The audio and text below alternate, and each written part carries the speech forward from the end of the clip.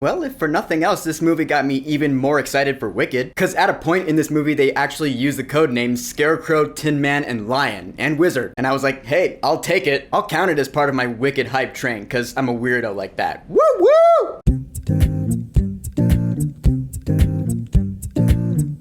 Twisters. So Twisters is a standalone sequel to the 1996 smash hit Twister, which I just watched for the first time earlier today, pretty much right before I went to go see this movie. That movie starred Bill Paxton, Helen Hunt, and Philip Seymour Hoffman. This one stars Daisy Edgar-Jones, Glen Powell, and Anthony Ramos. And it starts out with Daisy Edgar-Jones and Anthony Ramos. They're part of the same tornado studying crew. They're coming up on these big storms in Oklahoma, and they find themselves having to compete with Glen Powell and his crew, who call themselves Tornado Wranglers. They're internet celebrities. They're just in it for the YouTube hits. Which, hey, I can't blame them for that. So now we have these two competing teams trying to beat each other to these huge tornadoes that are just tearing through towns, and now we have a sequel to Twister. Now, I didn't think Twister was all that great, if I'm being honest. It had some pretty cool and intense scenes for sure, but the writing and the romance bits especially, I felt were needlessly cheesy. This sequel, Twisters, I will say is better than the first movie, but it does still carry on that tradition. Alright, this is my first time seeing Daisy Edgar-Jones in something, and I gotta say, she's great. She carries this movie really well, actually. And this movie does kind of follow a beat from the first movie, where she suffers a tragedy in the beginning, and that kind of leads her to where she is now. But then again, she's not exactly like Helen Hunt's character from the first movie. I wouldn't say she's as spunky, but she does have more emotional depth to her though, which led me to buy into her character more. So that's a win. And then there's Glen Powell, the rising superstar slash certified jet pilot. I'm not surprising anyone when I say he's also awesome in this movie. And it's funny, like at first, when he first comes into the movie, I was like, does he even know he's being filmed right here? He does kind of seem like Cary Elwes' character from the first movie, you know? He's got that Glen Powell charm and charisma that he had in Top Gun Maverick, and he does indeed carry it on over to Twisters. But then his character is also given some more emotional depth. Surprisingly so, his relationship with Daisy Edgar-Jones' character, it deepens, and I actually found myself buying into it. Wasn't expecting that from a movie I wasn't even originally planning on seeing. And Anthony Ramos was also good. I mean, he doesn't really stand out here as much as he did in like In the Heights, for example. Of course, I know that's not really fair. He was the main character in that movie, but I'm just saying, he's been more charismatic and fun to watch in other things he's been in. Even Transformers Rise of the Beasts. So those were the three main characters, but I was surprised to see a number of familiar faces in this cast. It's pretty stacked, actually. Katie O'Brien's in this movie, Sasha Lane's in this movie, but one of the biggest names worth noting here is David Corenswet. Yeah, you know that name. If you don't know that name, he is going to be our new Superman, which is great because he's a douchebag in this movie. It kind of reminds me of Grant Gustin. You know, he was a douchebag in Glee before he was a superhero as the Flash, and you're like, all right, he's good at being both. Gives me good vibes for David Corenswet here. I loved him in this movie. I mean, he's a supporting character, so he's not in the movie a whole lot, but I felt he was in it enough for me to see what he's made of, because this is actually the first time I've seen him in something. Aside from that one clip from the Hollywood Netflix miniseries that people refer to when they say, oh, he's gonna be a great Superman. But yeah, he's good. And yeah, in case you couldn't tell, I actually found myself enjoying this movie. Again, wasn't really expecting to, since the first one,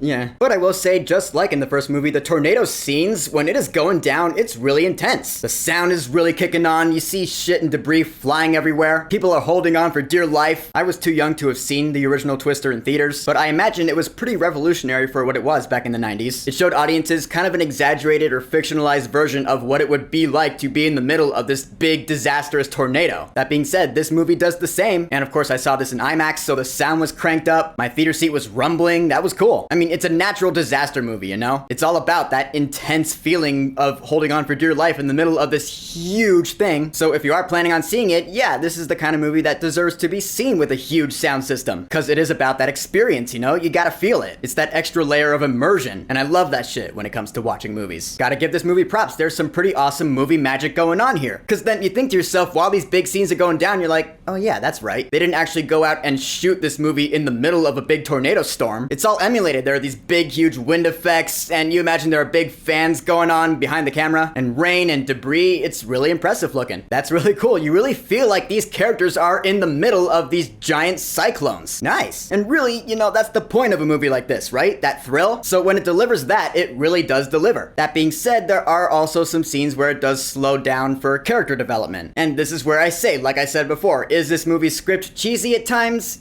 Yeah, can't deny that it is. It's not as cheesy as the first movie, for those of you who are wondering. No, I don't think it is. But it's still in there, especially with the budding relationship between Daisy Edgar-Jones and Glen Powell's characters. Like, I'll say the whole time I was sitting there watching it, I just wanted to be like, come on, just kiss already. Yeah, it was like that. Really obvious, really on the nose. I mean, that being said, I do of course understand, you know, they're both objectively really attractive people, so it's no wonder something like this is gonna happen between them. But it's still cheesy though. One other thing I really want to give props to this movie for is its lack of nostalgia bait for the first movie. Yeah, there are a couple of things where I was like, alright, that's from the first movie, whether it was the Dorothy thing or one line that someone says once. But other than those two things, I actually felt like this movie actively went out of its way to avoid nostalgia bait. No one from the first movie makes an appearance, and the story actually does feel different. I wouldn't call Twisters a remake-wool, you know? And I do gotta give it actual serious props for that. I can only hope that Beetlejuice is the same way. The score in this movie was composed by Benjamin Wallfish of It fame and other movies that I can't currently think of off the top of my head, but this score was also really good. This movie's got a great soundtrack and score, actually. There's some catchy tunes in there among both. Granted, they never beat that scene in the first movie where they had the William Tell mashup with Oklahoma. I love that. That was great. But some great stuff in here, though. In the end, I had a surprisingly good time with Twisters. Yeah, I know. I never grew up with the original. I just decided to see this movie pretty much on a whim. But I love the tornado scenes. They're really intense. They were really well done. The characters are cool. The acting is great all around. The script admittedly does still kind of carry that torch of the 90s cheese, but maybe for some viewers that'll be part of its charm. I don't know how well this movie's gonna do in the box office, because Twister, the first one, was the second highest grossing movie of 96. I don't know if this movie's gonna stand out among all the movies that come out in 2024, or even this summer of 2024, especially since we got a pretty big deal coming out next week. But I'd say this movie's still worth checking out, especially if you're a frequent moviegoer. In fact, for Twisters, I will say, go see this movie while it's in theaters. So Twisters, have you seen it? What are your thoughts on it? And have you seen the original Twister? What are your thoughts on that? Compare them both if you want to. Whatever you think, go ahead and leave a comment.